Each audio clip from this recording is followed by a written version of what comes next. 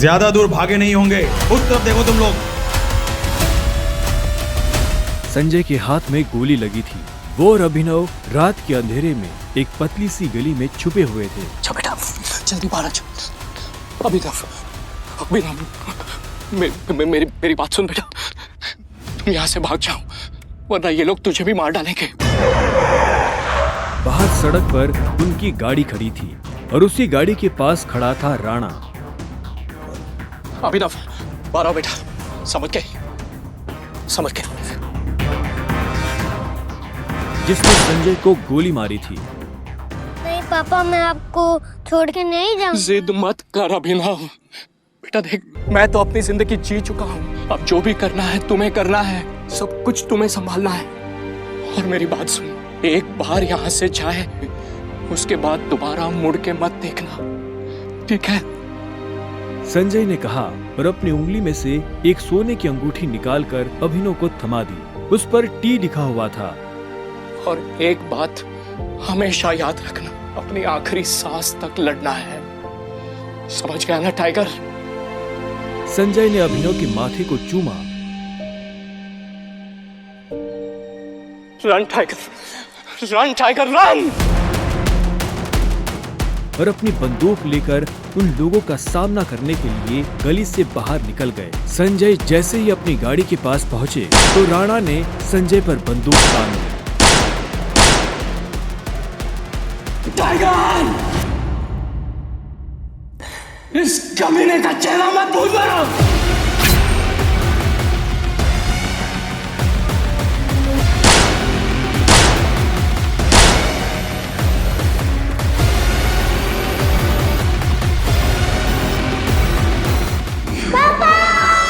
अभिनव चिल्लाया और अचानक से उसकी नींद खुल गई। पसीने में तरबतर अभिनव अपने बिस्तर पर उठकर बैठ गया और गहरी सांसें लेने लगा। 18 साल, पिछले 18 सालों से ये सपना इसी तरह से अभिनव को परेशान कर रहा था। अभिनव ने पहले अपनी उंगली में पहनी उस अंगूठी को देखा और फिर बाथरूम की तरफ बढ़ने लगा। अभिनव गुड़गांव में रहता था और डिलीवरी बॉय का काम करता था। हालांकि इस काम में उसका मन नहीं लगता था, लेकिन अनाथ आश्रम से निकलने के बाद उसके पास ये करने के अलावा और कोई चारा नहीं था। 18 साल की उम्र में उसने अपना खर्च खुद उठाना शुरू कर दिया था। उसकी जिंदगी में बस एक ही खुशी थी, उसकी गर्लफ्रेंड वैभवी। जब भी वो वैभवी को देखता तो अपने सारे दुख भूल जाता था और आज तो वैभवी का जन्मदिन था, इसलिए अभिनव जल्द से जल्द उससे मिलना चाहता था। अंकल, ये केक कितने का है? 600 का है। और ये पेस्ट्री? वो 60 का है। एक दे दीजिए। असल में अभिनव और वैभवी ने ये तय किया था कि वो पैसे जोड़कर अपने लिए किराए का एक बड़ा घर लेंगे, इसलिए वो पैसे वेस्ट नहीं करना चाहते थे। Thank you. Thank you. कुछ देर के बाद जब वो वैभवी के घर के बाहर पहुंचा तो उसने देखा वहाँ काफी रंगीन लाइट्स जल रही थी और वहाँ से तेज म्यूजिक की आवाज आ रही थी।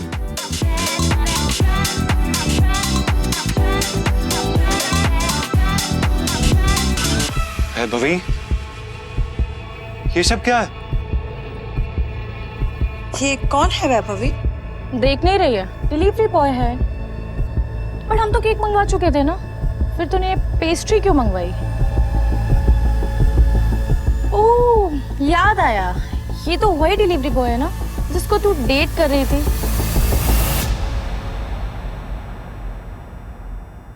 ओह कम ऑन यार वैभवी, तेरा स्टैंडर्ड इतना गिर जाएगा मुझे नहीं पता था। Babe, happy birthday babe. Abhinav Deven को अच्छी तरह से जानता था। वो एक बड़े बाप का लड़का था और हर वक्त वैभवी के आसपास मंडराता रहता था।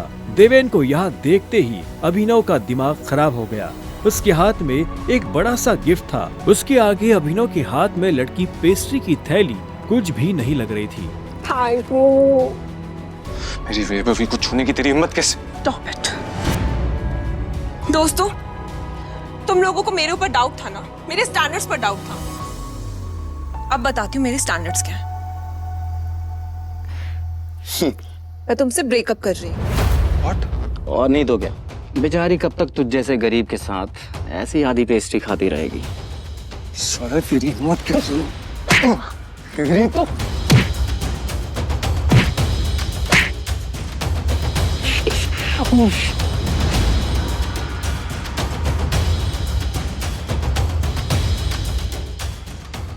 ये तुमने ठीक नहीं किया वैभवी। और अभिनव वहां से निकल गया। वो उन दोनों की शक्ल अब और नहीं देखना चाहता था।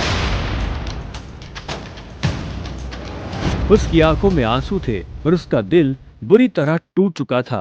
हर घूंट के साथ उसकी आंखों के सामने वो दृश्य आ रहा था जिसमें देवेन वैभवी के गालों को चूम रहा था। ये तुमने अच्छा नहीं किया वैभवी, तुमने बिल्कुल अच्छा नहीं किया। बहुत गलत किया तुमने मेरे साथ, बहुत गलत किया। अभिनव धोखे के नशे में डूबकर बेहोश हो चुका था, लेकिन उसके लिए ये रात यहाँ खत्म नहीं होने वाली थी। उधर जब अभिनव सड़क पर बेहोश हो गया था, तब इधर सनी सिंह अपनी गाड़ी में बैठा बेचैन हो रहा था। सनी सिंह की बहन अनन्या उसके गले का कांटा बन गई थी। सनी अपने दादा हरदेव पाल सिंह की नजर में आने के लिए और अनन्या को रास्ते से हटाने के लिए कुछ भी कर सकता था, और आज वो अपनी गाड़ी में अपने आदमियों के साथ निकल पड़ा था अपनी बहन को सबक सिखाने के लिए।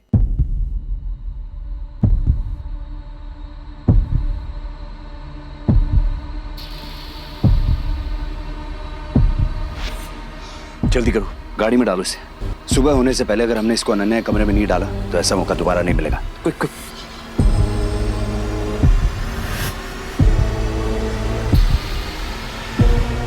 सनी के आदमी अभिनव को उठाकर सीधा रूम नंबर 409 में घुस गए। से कपड़े उतारो और बेड पे लिटाओ उसको। कपड़े उतारो उसको। उन्होंने अभिनव को बहुत आहिस्ते से उस बिस्तर पर लेटा दिया। वहाँ पहले से सनी की बहन अनन्या सोई हुई थी। सुबह जब अभिनव ने करवट बदली तो उसका हाथ एक नरम हाथ से टकरा गया। अभिनव की नींद टूटी और उसने देखा कि वो एक अनजान लड़की के बगल में लेटा हुआ था।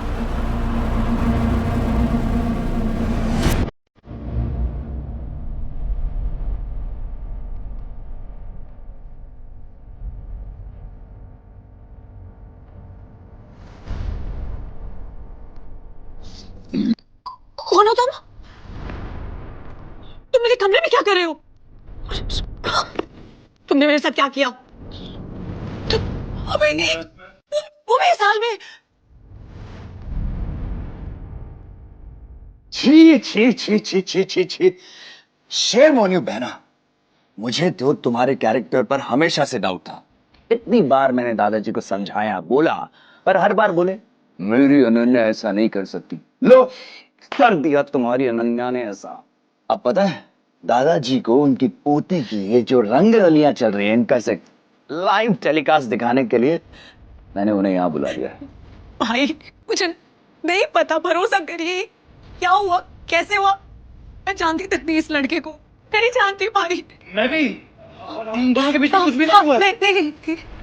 इससे पहले कि अभिनव सफाई देता, अनन्या और सनी के दादा हरदेव पाल सिंह कमरे में पहुंच चुके थे। उनके पहनावे से समझ आ रहा था कि वो बहुत अमीर आदमी थे। अनन्या को इस हाल में देख उनकी आंखें गुस्से में लाल हो गई थी। मुझे तुमसे ये उम्मीद नहीं थी। दादाजी, आप जैसा सोच रहे वैसा बिल्कुल नहीं है। अनन्या, तुम्हें अच्छे से नियम पता थे, फिर भी तुमने सारे नियम तोड़ दिए। नहीं दादाजी, नहीं। और तू? जब अभिनव की नजर हरदेव से मिली तो उसे लगा कि वो अपनी आंखों के सामने मौत देख रहा है। तूने मेरी पोती के साथ रात गुजारी है ना? आज से हमारे परिवार के कानून के हिसाब से तू सिंह परिवार का दामाद है। क्या? हम दोनों के बीच में लेकिन कुछ हुआ ही नहीं है। दादाजी, कुछ नहीं हुआ है। कुछ नहीं किया ना तुम दोनों ने? तो क्या ये था?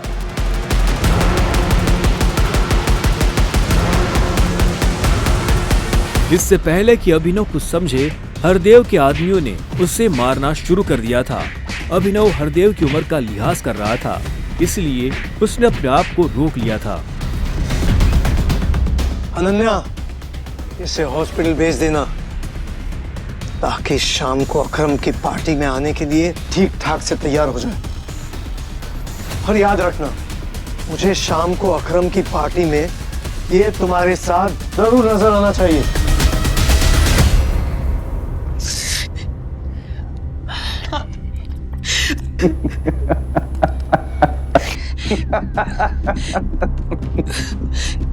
क्यों मेरी जिंदगी बर्बाद कर दी तुमने? क्यों? अभिनव के पास इस सवाल का कोई जवाब नहीं था।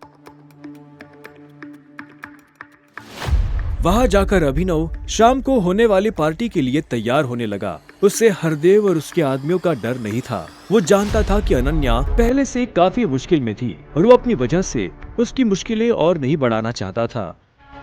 अभिनव के पास ले देकर सिर्फ एक ब्लेजर था, वो भी उसके पापा का। वो जगह जगह से फटा और उधड़ा हुआ था, लेकिन जब अभिनव ने उसे पहना तो उसकी खूबसूरती ने ब्लेजर की सारी कमियां ढक दी। अभिनव का अंदाजा सही था, अनन्या का घर काफी बड़ा था। वो एक अमीर परिवार की लड़की थी। जितना अभिनव महीने का कमाता था उतने की अनन्या ने सैंडल्स पहनी हुई थी।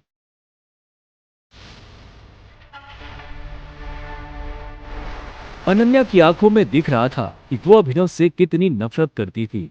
अभिनव भी पार्टी में इतने बड़े लोगों के बीच जाने से घबरा रहा था। उसी घबराहट में उसने कब अपने पापा की अंगूठी को उंगली में गोल गोल घुमाना शुरू कर दिया, उसे पता ही नहीं चला।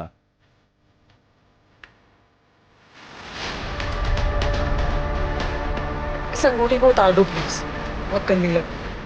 सॉरी पर ये अंगूठी मेरा सब कुछ है।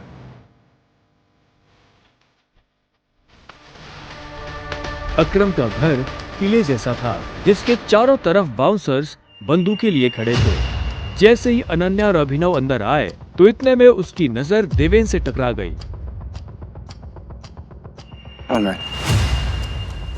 तुम यहाँ क्या कर रहा है साले?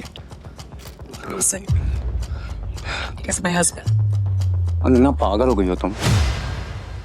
इस सड़क छाप में ऐसा क्या देख लिया किससे शादी कर ली?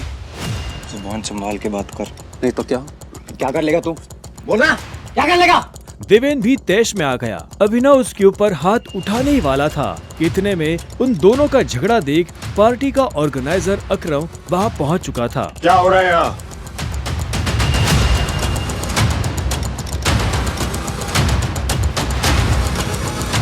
अकरम सर देखिए इस आदमी को, ये क्रिमिनल है, जबरदस्ती आपकी पार्टी में घुसा है। इधर आओ।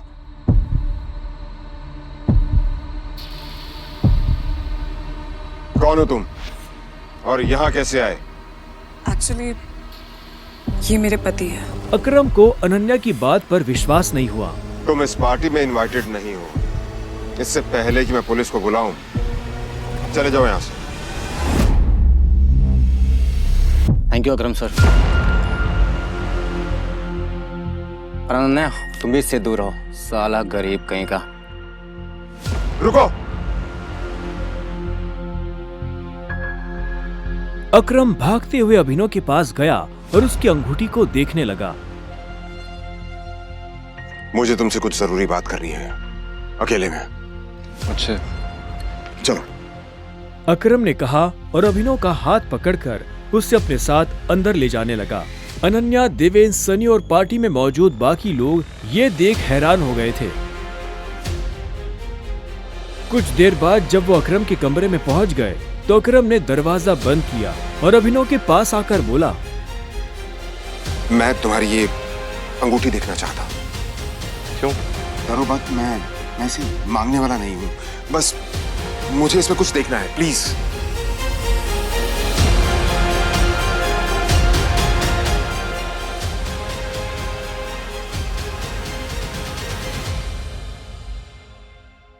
टाइगर?